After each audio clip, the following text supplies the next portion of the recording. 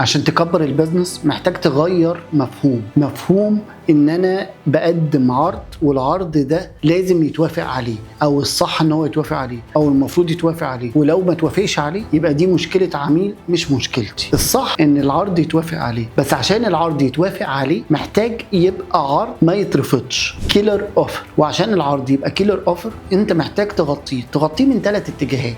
الاتجاه الاول الاتجاه الفني، الاتجاه الثاني الاتجاه الاداري، الاتجاه الثالث هو الاتجاه الخاص بالبيزنس. يعني ايه؟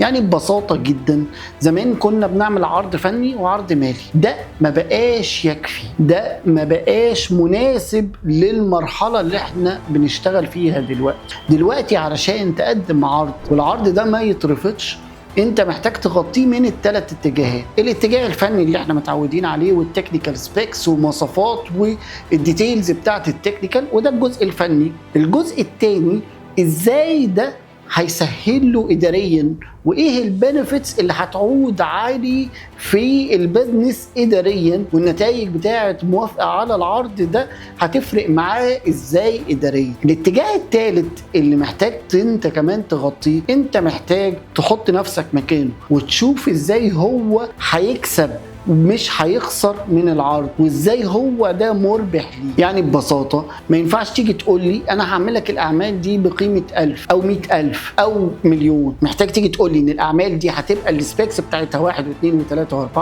وهتفرق معاك اداريا ان هي هتسرع لك الدنيا بشكل معين، وهتفرق معاك ان انت هتقدر تاخد القرار بشكل معين.